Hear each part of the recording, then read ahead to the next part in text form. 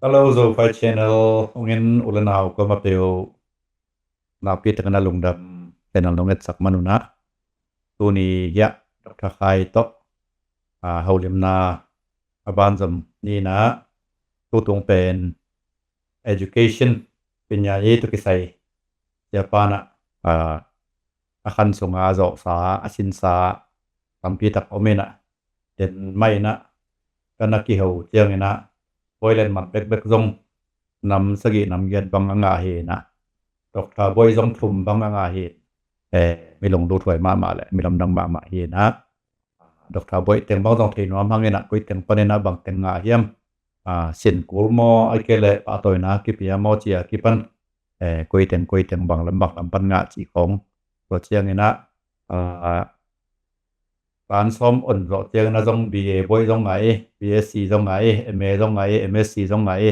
MD zong ngai ma to boy ke chi khem pe sia pan bel anga hi ma hi na pil na pe na ma sunga op hi mo pen na pi tana luk dut koi ma kha thi na ya pan asin na teng bang teng sininga koi teng sininga bang teng phat tuam naw hiam chi ni te to sam to di again nom hiangin to chiang na kuninga lai le sia pa pen sangka kom bekilo pasta sem kom bekilo ina gal kap sungazong American US Army azong asem kom hina chaplain sem in koichirani nakipana mato ya kipanina abun koichiken hiam opisung azong asep punom ding sangazong ka ring lai dum sim puling tia kipanina apun ong zat dan ma dong pi ma ding boy ma ding ngai maninaตัวของลงอีกครับของทักเตียได้นะลงด้วยมาใหม่จินตัวของบางส่งบนงานอะไรได้เกณฑ์ตู้นอนเฮานี่นะเชฟลิงเซมชิเป็นพาสต้าเซมใช่ไหมนี่ตลบายดีนะเป็นกากับสมพาสต้าเซมเป็นอุจิรานเฮียมมาตอบเบียงนะตัวมุสลิมอมดิงบุริสอมดิงอายุเบียงนาซอมดิงตัวโลเบียงนะตัวอมดิงติแลนนะตัวเต็มเข้มเปลนะอุจิรานนะมันกระลุงเงินขอมตัวเต็มเข้มเปลทุกเย็นนะทุบางเกนก็ที่โมบางตะเกนควรออกมาบางตะเกนควรออกมาว่าที่คิดปานนะที่นคนนปล่อยทำพิธีกรรมดิ่งให้มันเสียปาเวนังหายก็เพียงเงินเสียปาตกตะไคร้นั่งบ่ตกนั่งคนของเราเลยตักภาพฮ้อครับเว้ยเคหมดเคข้างเงินต้องดำไม่ไฮสคูลเป็นทุกหลายปันเนาะทุกหลายไฮสคูลอ่ะก็อีนะไฮสคูลเป็นซ่อมกว่าลีซ่อมกว่าลีซ่อมกว่าแล้วงาซ่อมกว่าแล้วงาไฮสคูลของมอยังตัวมาหลายเสียงตัวสังเบิลกิปันขินโดมเอ็นก็ไฮสคูลก็อนจังsecular ลำไปนอนโลเอ็นหลายเสียงตัวลำส่งสองมเอ็นว่าเนี่ยนะตัวไฮสคูลก็อนคิดแต่ได้มาFaith Baptist Bible College and Seminary ที่น่ะตัวอาจารย์ตัวสังคิปันเฮงตัวแต่งว่าอย่าโดนสอนมุงสังนี่ติเป็นไอเดียตัวแต่งปันของคิปันเคงี้ตัวแต่งปันนี่นะตัวสังกะวนจงตัวไปน่ะเสนอโดสอนมุงมองจังนี่น่ะกลุ่มลีส่งบังเป็นเป็น full scholarship ตัวกะไปเว้ยมอีกเซตที่เป็นสังเช่นตมาของเต็มบอลที่น่ะตัวด้านเสียเตไอ้สองที่3ด้านนะลูอาปีมตัวด้านเป็นที่ลำปัน work study ด้านที่เดียมตัวด้านน่ะก็ตัวๆนะก็สังกะริมเป็นบางเสีย scholarship เป็นวิเวตกะตัวเคยไปมั้งมันประมาณมาสิตัวคัดเป็นคำพัฒนาที่นี่ตัวนอกจากนั้น BA in Biblical Studies เป็น FBBC ปัน2กว่าและสังเกตมันมั้งตัวปันมาเนี่ยนะตัวคิดเตจีนี่จีกันนี่เสียงจงกับลอมเป็นสมมังลำนองเป็น FBBC ปันมันข้อมีกันนี่missionary ball มั้ง missionary กวนมั้งตัวด้านนักขังตัววินตัวเตะต้องมีงานตัวแรงตัวนี้กุมตัว2คนหรือกว่ากุมจังฟิลิปปินส์สังกาไปนะ MD ว่าเก็บปันHello Philippine Baptist Theological Seminary PBTS อะมั้ง MDiv คิดปันเห็นบากิว่าตัวปันกลุ่มขัดกะคิดแต่ Korea X อะ scholarship มางะแล้วๆอินตัวแต่งะไปนะ full scholarship งะไปจังตัวแต่งะ MA in theology มั้งกะอินยังกะ field เป็น education นี่in amau hi X University แต่เรียนนี่นะ MA เป็น international student แต่อดิ่งnei loi ve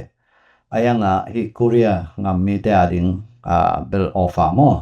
hina MA ngiat pen MA ngiat pen akum pi ti mat piu hina to te hi ATA jong ti mat piu mo to pen MA in theology and education chile ki kelo mo but education to dan ka in MA pen Korea X panina tung ni da khat kuma man September amanin mo to kaman kitte Philippines ยวนคิกินกับ MDiv มันร่มสอกัน PBTS มัน MDiv มันตัว PBTS MDiv เป็นเอติเซียที่มัดอยู่ที่น่ะตัวด้วยผมสางปันมั้งมันสวิงตัวคิดเตะร่มตัวปะเสมๆแล้วมั้งตัวคิดเตะนะDoctor of Education ดูตัวอินอามาไซนะ AGS ที่subject บางอย่างยังขัดกับมันตัวปันนี้นะ Central Philippine University เปียงกิมั้งเปียงกิกินCentral Philippine University เดน่าเงี้ยeducational administration และ supervision minor in guidance and counseling ไงเว้ยนะก็ minor เป็น guidance and counseling in psychology สองวันมั้งตัวPhilippines ปันนี้นะ Doctor of Education มันตัวก็ก็มา MA ก็มันคิดก็ก็มาที่เอาไว้เต็นมั้งเอาไว้เต็น Vision International University เต็นPhD in Christian Education ในน่ะที่ MA ก็มันคิดเป็ดจังไว้เต็นต่อ PhD ก็ไปเว้ยMDiv ก็ก็ Doctor Education เป็น full time on campus สมัยน่ะเอาไว้เต็นเป็น PhD Christian Education บอกต่อด้านก็avec Arn avec Arn hina San ngen jet mo aki ka jet hina honorary hilo mo aki ka jet hina ka PhD เป็นka Doctor of Education ต่อมันของถ้าขัดdissertation นี่อาจสอก้อยเว้ยยังaki mo kinai na dissertation นี่นะตัว Vision International University ปันเนะไม่ค่ามามันของไม่ค่าเป็น Central Philippine University เป็น Doctor of Education มันนี่นะตัว graduation เป็นMay 2เลยสังเกตนะ Vision International University เป็นMay 24ไอ้ถ้าก็ doctorate นี่งะก็อะไรใช่น่าเสียใจลาย symbol โอ้เงียดอินตมอโซเงียดอินตมอลายตัวนี้โซจิมอก็อูดเป็น research ด้านที่น่ะดัง table classroom และ research คิดว่าอินมอยังInternational University เป็น research ตามจอยน่ะตัว research แต่งเป็นแก่ดิ่งตามปีของหูไอ้library ละ University library หน่วมตักของมินกี่ละ full time full scholarship ตะกะก็ยังแต่งเป็นยังเสียมใครไปมั้งแล้ว subject ต้องบอกกี่ตอนเปลี่ยนไอเดียตอนที่แต่งCPU Central Philippine University เป็น secular education เห็นVision International University เป็น Christian education มั้งยังเกี่ยใหม่ MA เป็น Christian education focus ไอ้จังตัวกี่จอยตัวนะก็ research บอลดันเป็นหน่วงมั้งก็ MDiv ลงก็ research ตามจอเป็นMDiv ดิ่งลงเท่ากูผิดPhD ดิ่งลงเท่ากูผิดที่ดันนำนี่พี่จังตกที่มั้งที่แต่ง research บอลเป็นที่กี่ดิ่งลงก็ requirement ดิ่งพัฒนามินที่แต่งดิ่งลงแบบลับมั้งแบบลับนี่นะที่ดิ่งแบบดิ่งแบบคอลมั้งที่ดันน่าเสียมากตัวด้านที่ตัวแต่งก็ doctorate Masatani ก็มันหนามั้งแต่ BA Biblical Studies ต่อ MA Theology in Education ต่อ MDiv ต่อ EDD ต่อ PhD ต่อก็มันหนาตัดชิดานนี่เรียน MSc คัดต้องไงเว้ยต้องมาต่อ in BSc ย่องกะเกี่ยวแล้วที่แต่งกระตุ้น BS ตัวนี้แรงยัดที่แต่งกระตุ้นแต่Syracuse อมิน Syracuse ก็อมเจียงกะลุงซิมซุงค่ะSecular Bachelor คันงาโนแม่Secure บาตายมันตัวอินก็ Doctor Education แบบ Secular เห็นอายังBachelor เป็น Secular อมโลที่ขัดกะลุงว่าอมินบางจิดานเฮียม US ปัญญายีเป็นบางจิดานเฮียมจียองเทนอมินมอต่อSyracuse ก็อมนักขวาcollege อมินก็ที่ปัดมาสักเป็น ITT แล้วมาปั่นมาซามอITT ก็หินไงตักมาเอาไม่จังITT ที่เป็นบัง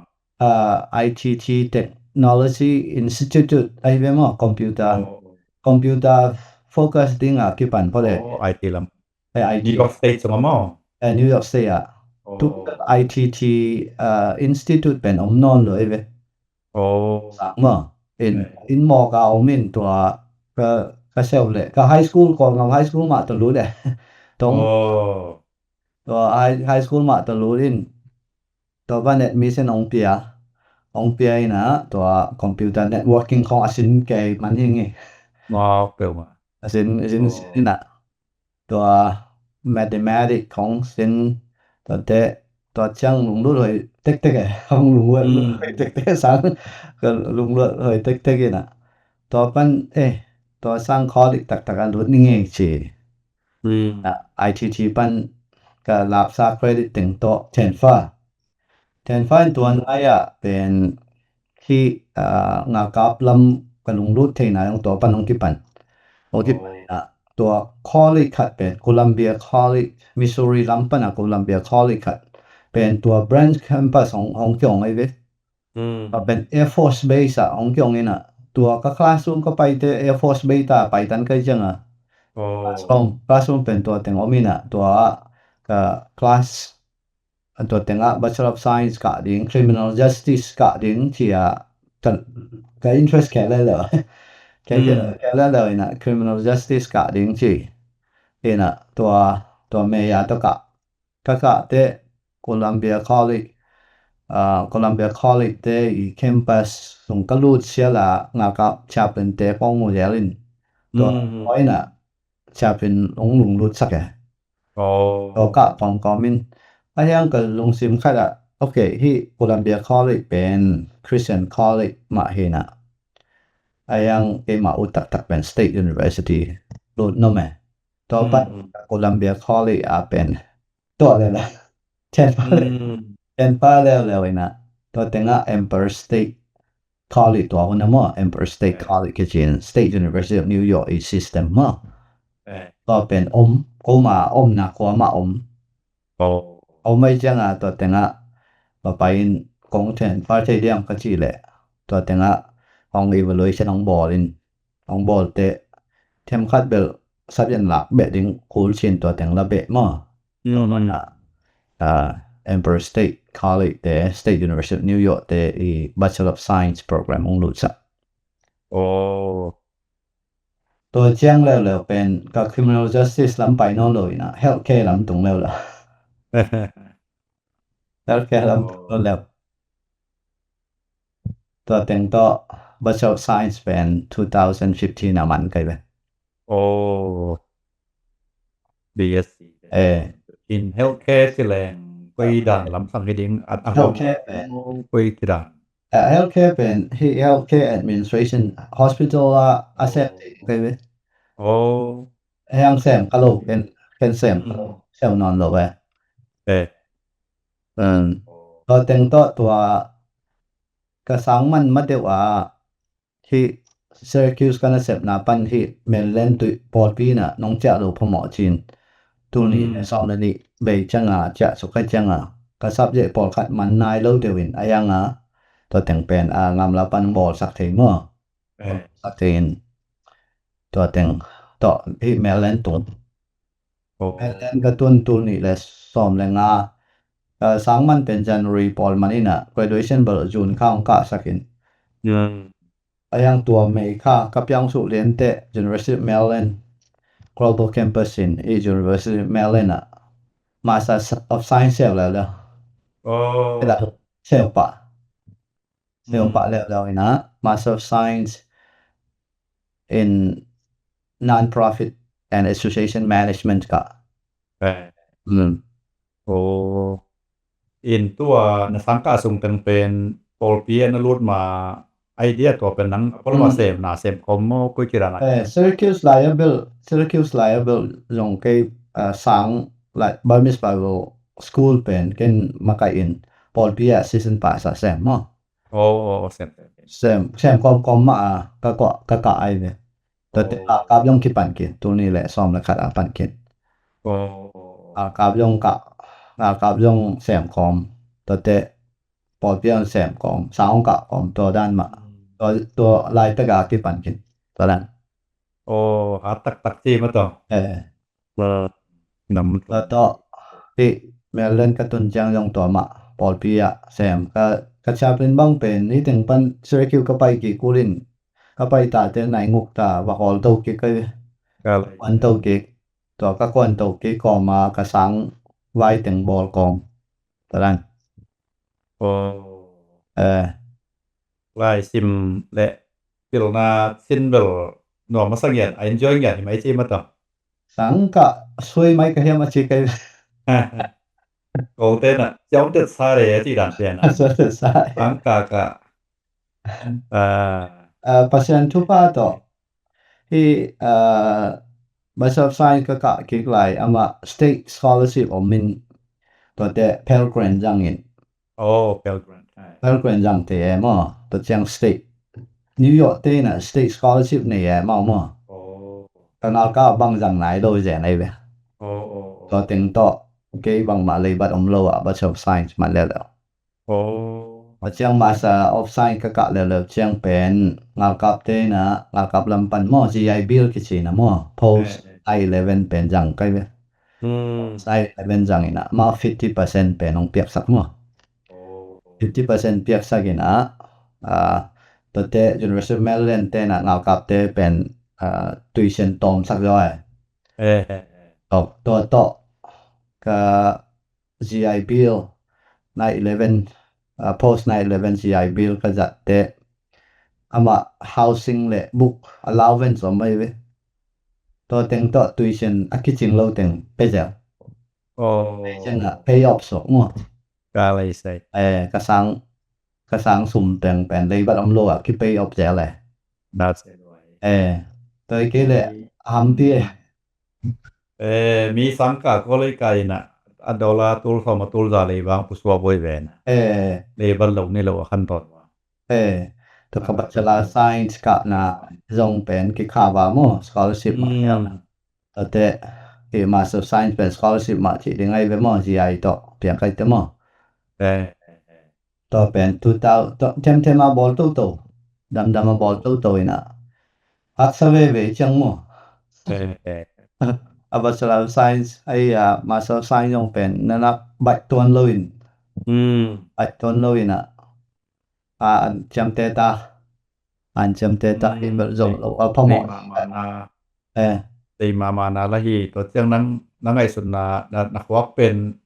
นั่นนักกิตาตัดนั่นน่ะเหี่ยมมาตายเจียงบังดสินจงดลงสิมนะโซนาบเลย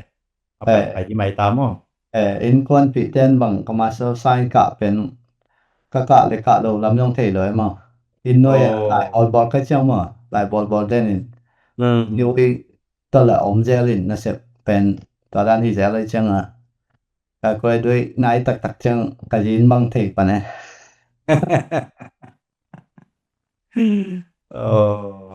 อายังฮักเสตตายว่าออนไลน์ไปกี่เลยนะอินคลาสลงอคิไปไฮบริดดันนะคลาสin person จงไปเจลินซีว่าไปนึงที่เจลินยังคลาสไปจอkai in con bị tên xã cả cuốn non cái ông chỉ huấn dòng trẻ cả ông thê đi người ông thê cái đinh cái quê này con bị tên dòng đặc cái là đinh dòng là cái định man hin cái sầm lô dòng cái nón đó mà cái sầm lô cái là lô ấy về yang cái mà lồng sim khát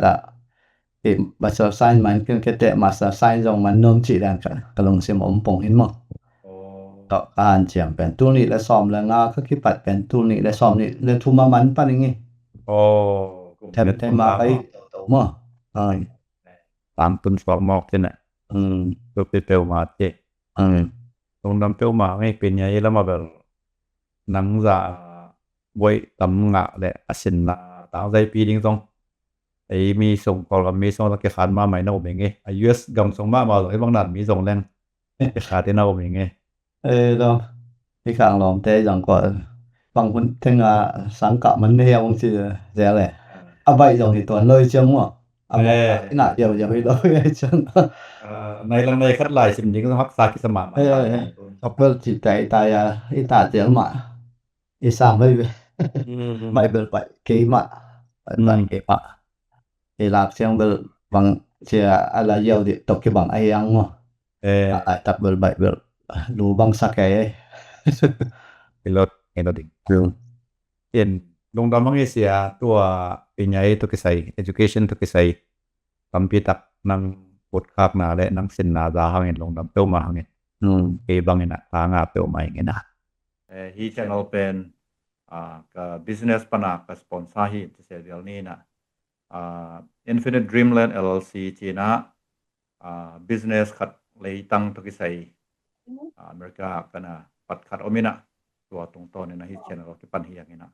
ลงดำเป้ามาin then again นะสงะArmy Air Force แต่จีนเนี่ยแล้วก็ไปนั้นนะตุนนะผมสิแรงต่อตรงต้นน่ะจะเป็นสับดิงของอเมนทีของอินตัวตอมพัดนองเกนเบ็ดเดี๋ยวคุยจิรานากาลกับปทุมค่านังภาษาเซมเป็นคัดบังจิรานากาลกับปทุมพบดุยลำเนียมที่เป็น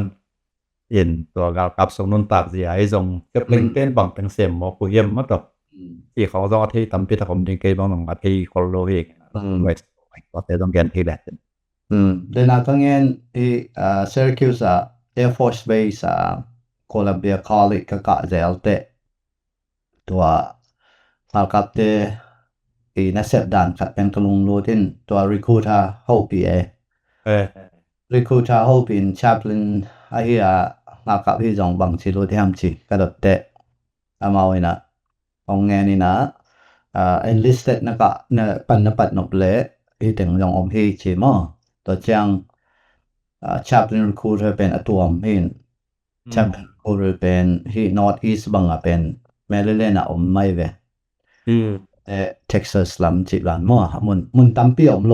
chaplain recruiter เป็นตัวอิน chaplain recruiter แต่เกี่ยวแต่บังจิดานที่ดิ้งยามจิดงโตก็โดดแต่อามา chaplain ดิ้งไอ้ที่เลยreligious organization มั่วendorsement ecclesiastical endorser คิดไอ้เว้endorsement คิสัมบาดายลำปันมั่วของตะสอนดิ่งมั่วของคิสัมมันดิ่งคิสัมเป็นตัวลายตักเป็นWesleyan เตตะแซม Wesleyan เตตะแซมนะ Wesleyan เตนะออดินของเปียวมีกางเป็นมั่วอีกทั้งให้แต่งตัว ordination เป็น requirement ครับไอ้เว้มีกางเตordination มั่วคิดเปียก ordination เตเล่มโลเห็นตัวเตendorsement องเป็นจงเป็นอามาคุมปีเต White House ที่อธิมัดผิวมั่วreligious organization อะฮิกูตัวเตนะ endorsement process อมินะ endorsers อมเยดินมั่วคุมปีที่มัดผิว endorsers อมินะตัวอินะ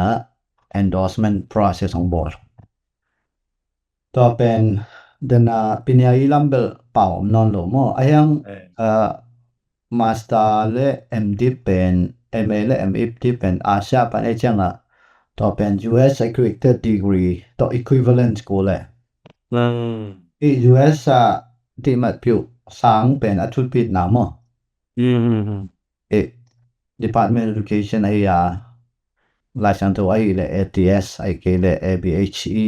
Transnational จิตตัวเต Accredited Degree ไอ้กู MDiv มั้งอาว่า72 credit hour ไอ้อินไอ้กูเลยเว้ย MA เต้นตัวยักษ์ในโลกไอ้จังMDiv ไอ้กูเดิม ตัวแอนแอมดิเป็นที่งำปนามาสตามันซาเตไปกินะกิเซลเตจับเป็นมั้งตัวอีจังวัสเลนแอนโดสเซอร์ตัวก็คิดว่าจังตัวหุ่นกี่ซีเทียนไหนโลซีเทียนไหนโลจังซีเทียนโลเป็นกินะโลฮิตเชอายังrecruiter ก็โอปีเลย green card holder เตยงชีองตั้ง endorser stay มาตัดมัดนงเป็นซีเทียนฮิตเตฮิเลฮิตฮิตเตเบกมา endorse ตัวยงแหละบางทีฮิตดิ้งมามั้งตัวแต่งตัว Westland เต endorsement ไงนี่นะยัง endorsement นงเปโลอีนะ candidate approval ไปของพี่เป็น candidate ทิ้งไปก็เป็น candidate program แบบไหนมั้งกุมปีเตน่ะกุมงกส่งให้ไปส่งเป็น requirement ถึงมันดิ้งมั้งตัวเป็น candidate คิดเช่นอาจารย์เป็นตักลงมั้งคิดปันติตัว ROTC คิดได้ด้านไหนไปofficer training ด้านมั้งตัวจังเบลของ approval ตัวเกยองคิดปันตัวด้านคิดปันตัวมั้งคิดปันจังเบลกันดูเตตัว approval เบงสามไปจังกับลำปันเบลบอกขดองเปียวกันดูบอกกัดคิดปันตัวด้านไปตัวน่ะตัว citizenship ถึงเป็นบอกกู background check เป็น7 year กูเลย background check ตัวน่ะงำดังมีแต่ถึงเบลอใบโลถึงมาเป็น7 year background check ตัวแต่งเป็นเกลเล่มโลมอตัวแจ้ง endorsement เป็นหักสเปนที่รับปนองเปียกมั้งendorsement นองเปียกคิดเตมากับเตน่ะองศาตัวมั้งเป็นตัวนี้และซ่อมและคัดเชลวินะตัวนี้และซ่อมและนี่แจ้งบอกคัดองเปียวซ่อมและนี่แจ้งบอกคัดพี่น่ะชับเป็น candidate program ของก้อยอินกับ immigration ตัวที่ใส่ซิเทียนเป็นน่ะเซลปะกูจีมากับเตน่ะตัวซิเทียนเซลน่ะดิ้งเป็นองบอลสังมั้งในดาวprocess เป็นซอสเปิดมาตัวนี้และซ่อมและนี่ก็ process เป็นตัวนี้และซ่อมและทุ่มเจียงนี่นะcitizen process เป็นงะที่ปันin 2014จังcitizen งะagent response citizen งะนะตัวเบลเก่งเปียกกูโลกับเตน่ะ packet เลยกับ ball สักทัวร์ interview ที่แบบนี้citizen ของเป็นอำลัวที่สองin Portugal agal kap ni naran ma bootcamp ma bam ma bootcamp ไปสักนายโลไปสักนายโลpeople bootcamp ไปโลอายังdrill เป็น result ด้านมาไปมั้งเวตาไปเดียวก็แต่งเบิดไปน่ะกับ bootcamp เป็น2014จังไปปันฮิปันมั้ง2014จังกับ immigration ตัวจังกับ background check ยองเป็นเล่มแล้วไม่จังปัน2014ปันbootcamp ลงไปสักตัวก็ไปมาเดียวเป็นกับ passport กองนำ passport เป็นก็ surrender กูเลยหางเป็นofficer ดิ้งและงำเนี่ยงำมีที่โลเชียมาตันจงว่าไปน่ะกับ passport เป็น surrender น่ะตันจงเตน่ะมาไล่ทุบปีกองงำมีปันขอมั้งแล้วมีหินเปียกมั้งofficial แล้วคิดเพียงไงกองงำปันอันนั้นเก่งเงาแย่เลยก็บักติรันคันซ่าเลยลงน้องไม่โลแต่ officer ก็ลากเลย officer ไปโลดิ้งจังตัวเบลลงสิมขัดเบลวังแก้ไปองเฮ็ดใหญ่ด้วยมั้งเฮ็ดใหญ่ด้วยตัวขัดเบลกับคันซ่าเฉินมั้งอินตัวปนะ officer ของพี่ officer ปอกนี่ดิ้งมั้ง บอกกะตัวสักบอกคัดปันกวคัดเป็นตัวเป็นอง require นายเลยเอาบอกนี่ดิงจังเป็นตัวของ require ตุนเรียนโตสำแรงตุนบอกทุมวิตาเนบังจังฮิตาเนบอกทุม senior captain นี่น่ะตุนเมยา promotable มั้งเมยา position เบลเมยา position มั้งเซบเบลเมยาน่ะเซบถึงแซกินตอนไปตรงนั้นไม่ตัวเลยที่คนองเตาเด็กตะกินนะเชฟเล็งนะเชฟบังแต่งเสพเนี่ยเมื่อตอนเดนาคัดสมจังมินเจนอย่างนั้นตัวจังไม่เจียงนี่นะทุกเงินหนาจงตุนปอคัดเตมีปีต่อทุกเงินเจียงตัวปาริสุมินต่อเมื่อต่อ in the name of Jesus ที่ของตัวปอคัดเงินปอคัดเตน่ะทุกเงินนี่ตัวจังอาเมนเจียวเว้ยกลัวมินสวงที่เรานอนลงหมอเป็นเชฟเล็งสวงกุยจิรันchaplain ส่งเป็นเดน่ะคังเงินเดาเป็น a process then ที่น้องคาเลชีนะมั้งนะ chaplain เป็น 2015 จัง chaplain ตักสวกไว้โอเคนะตัวก็ training camp เป็นคัดทุมส่งมันที่เร็วๆเบิล2014นะครับคัดทุมส่งกี่บาทงากับ training boot camp เป็นคัดว่าตัวคิดจังนี่นะที่ officer training เป็นคัดเด็กตักเนาะตัวจังนงเป็น chaplain ที่ใช้ training หินเฟกางอมไม่นะ projection South Carolina ตัวน่ะไปแง่คัดทุมตัวแต่งโจตัวคิดที่ chaplain เตนะบางแต่งบอลเทลูที่เป็นอามา endorser ที่ใช้อันนั้นนงจังเดี๋ยวนะคังเงินไหนเรา Wesleyan ปันเกน American Baptist ตัวไอ้นะที่สเตนะของ endorse จังchaplain นะสกที่ปันเกยไปตัวเกยแหละ Wesleyan เตอินะที่candidate เป็นของก้อยจัง chaplain สวกปะเทโลไว้มั้งก็เห็นนะ endorser เป็น American Baptist เตเห็นนะ American Baptist เตนะเกยเป็น American Baptist กูซาปิวงากับสงอาเซมไปไปendorser เตอีกูซาปิวเกไปนะนาจิทูอิงเตงากับสงอาเป็น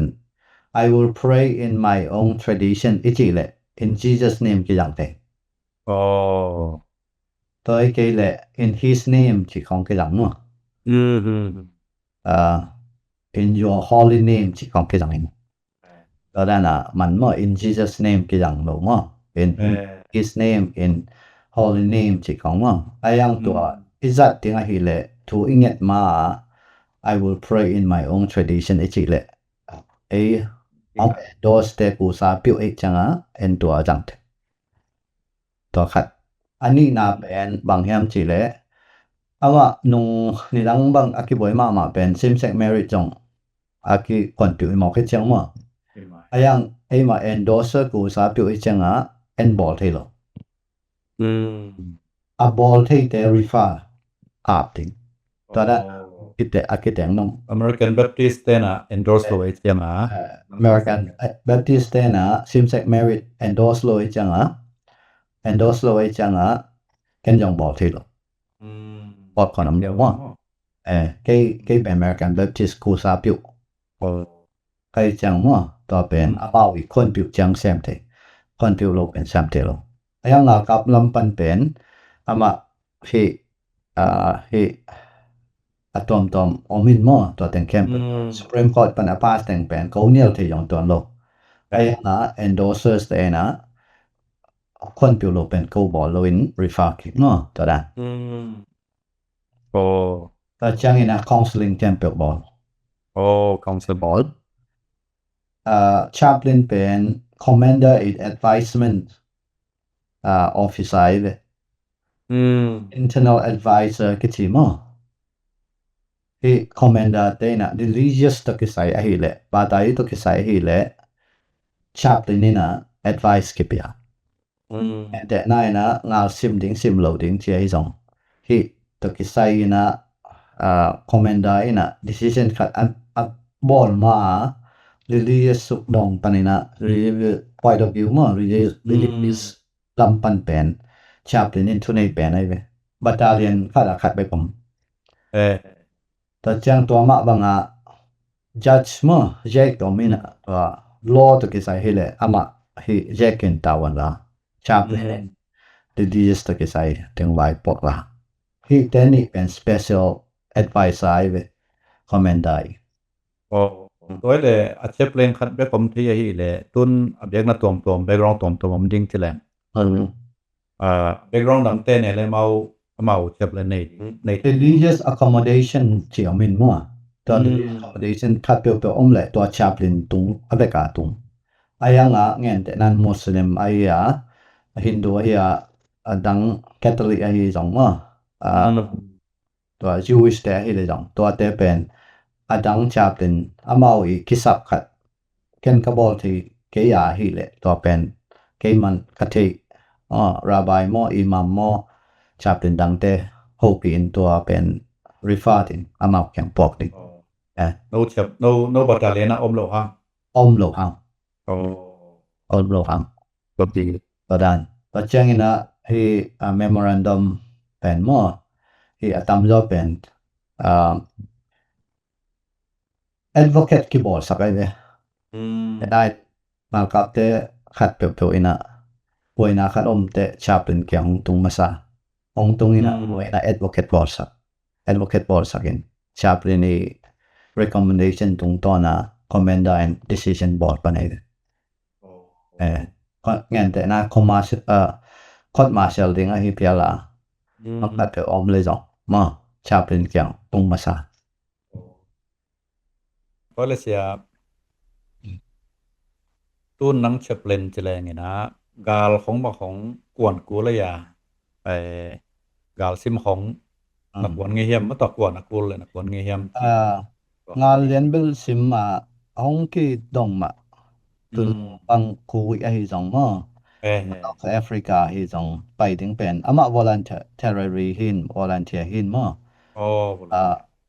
reserve ก็หิหลายจงตุน national guard ก็หิจงตัวเบลเกันกระไซอับหิเลยมาไปก็ไอเกยเลยละbattalion ไอตัวเบล brigade SM ใครเว้ brigade SM นะ battalion เบลมากับตูขัดแต่เป็น battalion มาตัดยิงตูนก็สำนักเป็นตัดมาจะทูสั่งเราที่นี่มาสั่งตัวตามจอบเบล supervisor ด้านแซมเป็นตัวไรตั้งกันน้อยเป็น chaplain battalion chaplain งาเฮียมขัดเอาไม่เว้ตัวแต่งเป็น supervisor ปอลินมาก็เห็นนะกับ battalion นู้ไอเกล brigade งาซิมดิ้งกวนกับไปกูสนมโลตัวเบลมาดูลงจังเบลตัวด้านกวนไงโลกวนดิ้งคิสัมโลตัวกินกวนกะโลมาไอยัง JRTC นะงากวนดิ้งเตขัดส่งtraining เปียกหน้าเบลนงลูเซียนาไปแวงอินตัวเตเบลงากวนดิ้งตาตัวงากวนดิ้งเตเบลตัวแต่งtraining แบบเปียมอตัว training ปีนั้นที่จังบังลำสั่งเต็งว่า chaplain กวนดิ้งเต junior chaplain สอกเว้นมอ